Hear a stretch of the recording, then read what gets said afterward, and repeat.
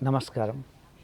एक प्रश्न है, इंद्रियों को कैसे नियंत्रित करें, यानी कि how to control your five senses.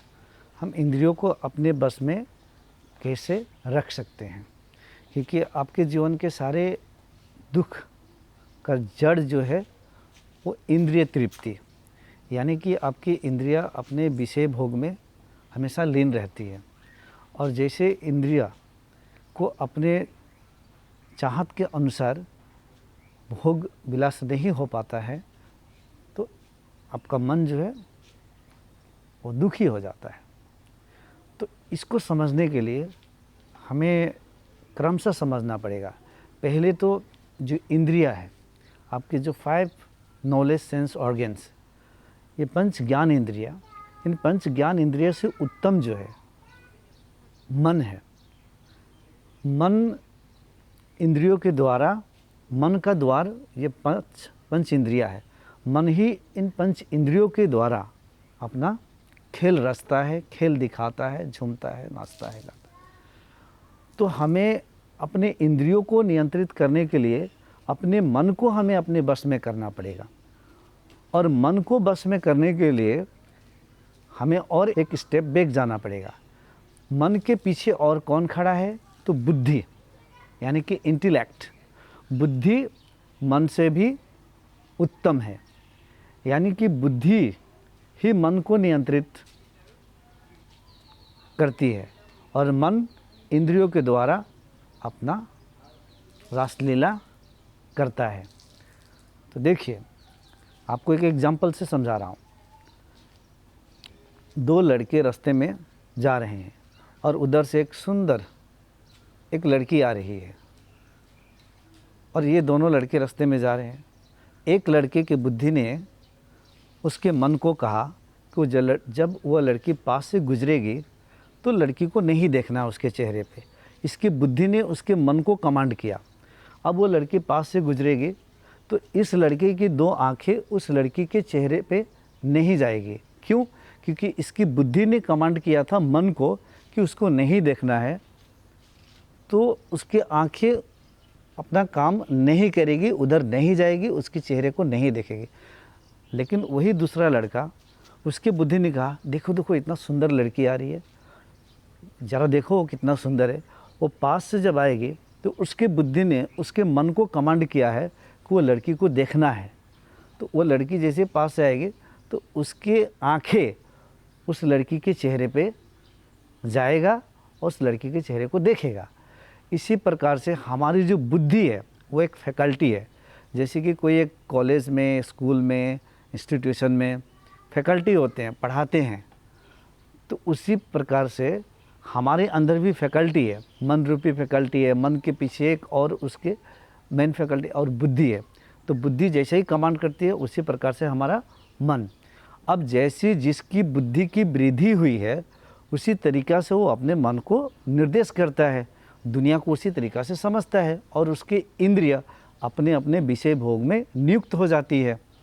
तो यहाँ पर आप देखेंगे कि तो संसार, प्रकृति, ब्रह्मांड सबके लिए एक है, लेकिन इसी ब्रह्मांड को सभी लोगों ने अलग अलग तरीके से अनुभव करते हैं, समझते हैं, देखते हैं।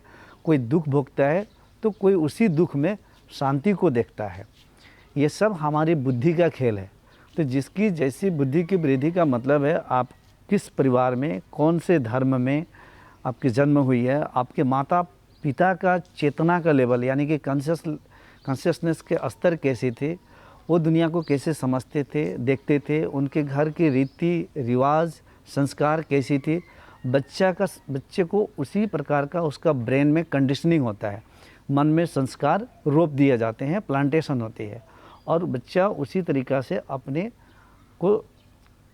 अंदर अपने व्यवहार के लिए, विश्वास के लिए, थिंकिंग, बिलीफ सिस्टम, सारे व्यवहारिक जो संस्कार है वो डेवलप हो जाते हैं और उसके पीछे बुद्धि रहती है।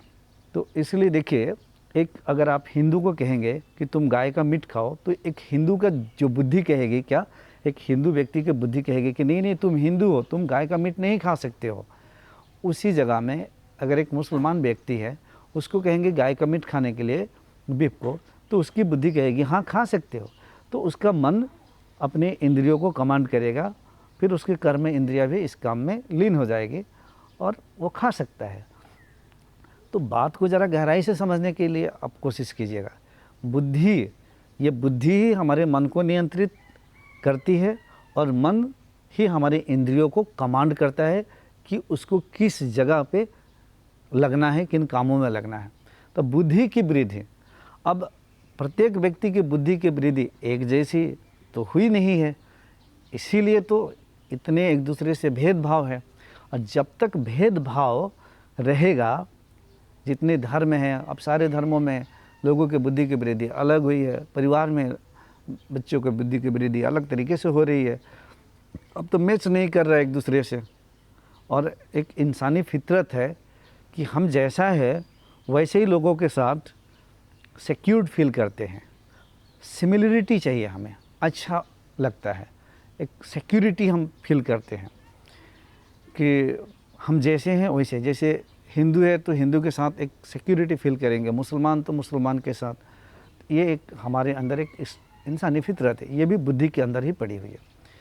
जब आप अध्यात्म में आते हैं तो कोई गुरु या साइकोलॉजी के कोई टीचर आपको बताता है कि ये बुद्धि की वृद्धि या तुम्हारे मन के अंदर जो कंडीशनिंग पड़ी हुई है, इसी से ही तुम्हारी बुद्धि की वृद्धि हुई है। और ये बुद्धि जो है ये भी तुम्हारे लिए जैसी है, ये तुम्हारे लिए मुक्ति का कारण नहीं बन सकती है, क्योंकि ये बुद्धि भी दी गई हुई है समाज से, स्कूलों से, शिक्षाओं से, पेरेंट्स से, इस तरीके से बुद्धि की वृद्धि हुई है। तो उसको बताता है कि बुद्धि के पीछे भी कुछ और एक है, वो है आत्मा। अब बुद्धि के पीछे तो एक तो जीवात्मा यानी कि एक व्यक्तिगत चेतना, व्यक्तिगत सोल, इंडिविजुअल सोल, तो वो जो आत्मा है वो आत्मा ही फुलिंग करता है इन सबको अपने अपने कामों में लगने के लिए। आत्मा नहीं है तो बुद्धि भी ख़त्म, मन भी कुछ काम में नहीं लगने वाला है और इंद्रिया भी, सब इनकी लीलाएं खत्म हो जाएगी। तो आत्मा जो है बुद्धि से भी सर्वश्रेष्ठ है। तो जब कोई जानता है कि मैं आत्मा हूँ और बुद्धि से ऊपर हूँ और ये आत्मा एक शुद्धतम चेतना का एक बिंदु है जो मुझ में है, और वही आत्मा के विराजमान के कारण, उस आत्मा के होने के कारण, उस आत्मा के सकाश के कारण ये सारे मन, इंद्रिया और बुद्धि अपने कामों में कार्यरत है। तो जब आप जानते हैं कि इस आत्मा को इंडिविजुअल सोल तक भी पहुंचते हैं तो देखते हैं कि यहाँ पे कोई कंडीशनिंग नहीं है। इस आत्मा के ऊपर ये सारे आवरण लगे थे, आवरण, ये सारी चीज़ें आवरित थी। तो जब आत्मा को आप जानते हैं तो देखते हैं कि मेरा स्वरूप तो ये आत्मा है और इन आत्मा के अंदर ये सारी फैकल्टीज़ है। तो जब आत्मा के केंद्र पे आते हैं तो आत्मा में कोई दाग नहीं होता है, आत्मा एक शुद्धतम चेतना का स्तर होता है। वहाँ पर कोई हिंदू, मुस्लिम, सिख, ईसाई, जुडेक, बुद्धिस्ट, ऐसा कुछ भी दाग नहीं रहता है। ये तो चित्त में जाति, धर्म, ऊंच नीच, ब्राह्मण, शूद्र, वैश्य, क्षत्रिय, नाना प्रकार के भेदभाव हमारे चित्त में रहती है। तो ये जैसे ही आप उस आत्मा तक पहुंचते हैं तो ये सारे चीज़ें आपके लिए देखते हैं कि ये तो बस मेरे चित्त में बस ये मुझे दी गई है, मेरे अंदर थोप दी गई है, डाल दी गई है, ये तो मैं नहीं हूँ, मैं तो कुछ और हूँ, और मेरे होने के मात्र से ये सब सारी चीज़ें एक्टिव है।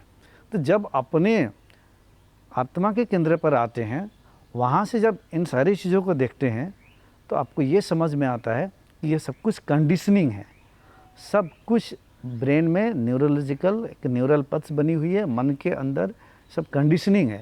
मतलब चित्त जो है, चित्ताशय आप समझ सकते हैं, उसके अंदर में ये सब एक स्टोर्ड है।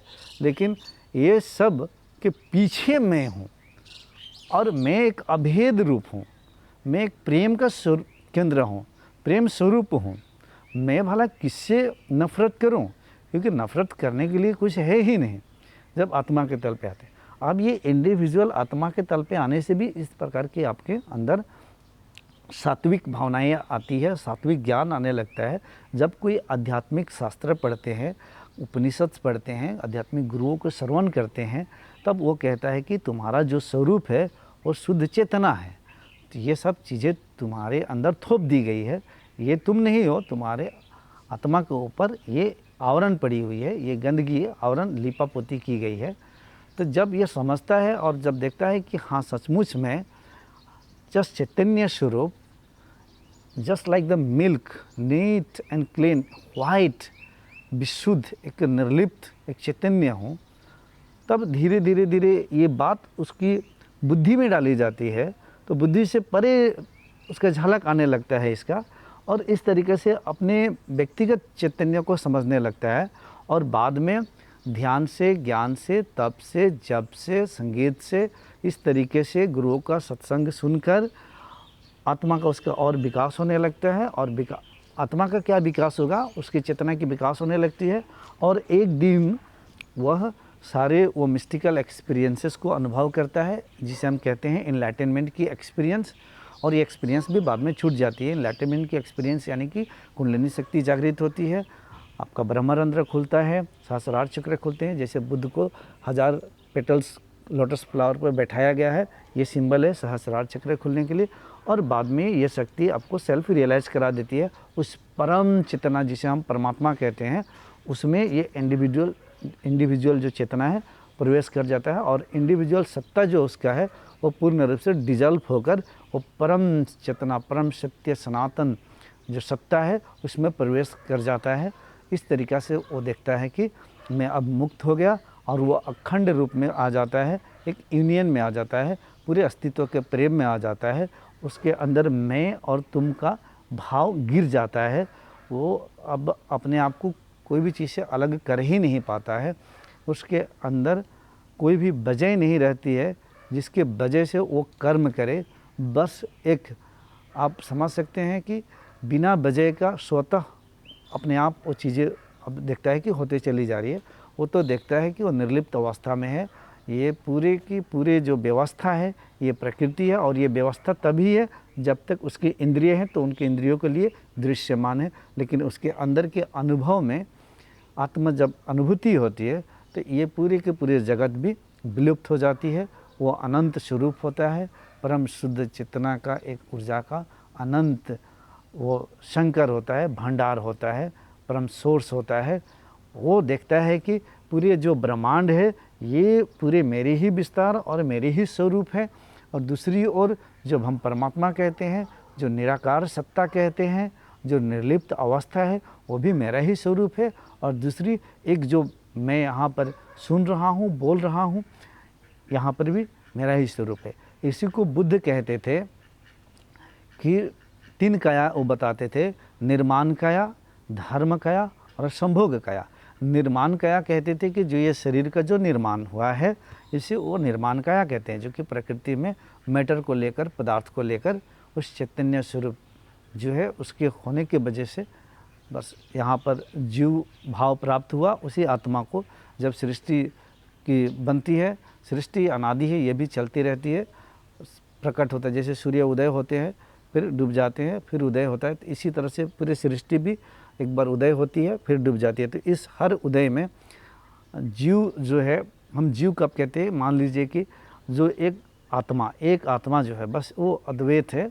तो वह जब सृष्टि बनती है तो प्रकृति के 3 गुणों के संसर्ग में जैसे ही यह आत्मा आता है, सत रजस तमस, तब वो जीव भाव को प्राप्त हो जाता है।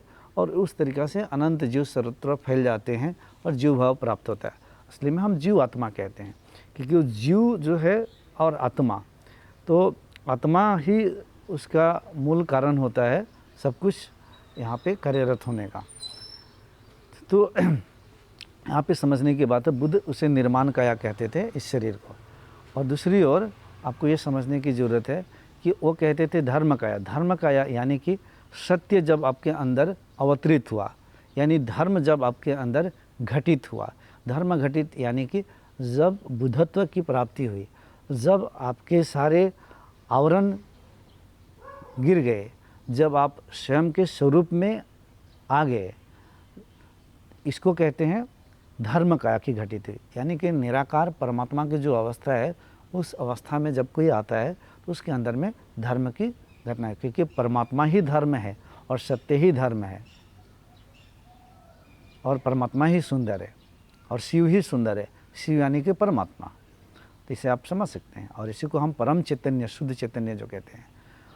यहाँ पहुँचने के बाद ये सब जो ठोस रूप में पदार्थ दिख रहे हैं, ये भी अनुभव में नहीं होते हैं, यानी कि इसकी निर्विशेष स्थिति में वो योगी रहता है, क्योंकि वो योग्य सिद्धि को प्राप्त कर चुका होता है। और कहते थे कि संभोग काया यानी कि इन इंद्रियों से जो आपको जगत दिख रहा है, तो पूरे ब्रह्मांड जो है, प्रकृति है, ये भी एक काया है। ये संभोग काया इसलिए कि यहाँ पे बहुत प्रकार की जो एनर्जीज है एक दूसरे से मिलकर, दो प्रकार की एनर्जी मिलकर एक तीसरे को जन्म देती है, तीसरे और ये दो फिर तीसरे मिलकर चौथे को, इस तरह से एनर्जी एक दूसरे से मिलते हुए अनेक प्रकार की केमिकल रिएक्शंस हो रही है और इस तरीक़े से ब्रह्मांड में बहुत चीज़ें बन गई। इस तरीके से अनंत कोटि ब्रह्मांड बने, उसमें अनंत आकाश गंगाएँ, गैलेक्सीज, फिर इस तरीके से प्रकृति, इस तरीके से अनंत ब्रह्मांड है। पृथ्वी भी इस तरीके से बहुत है।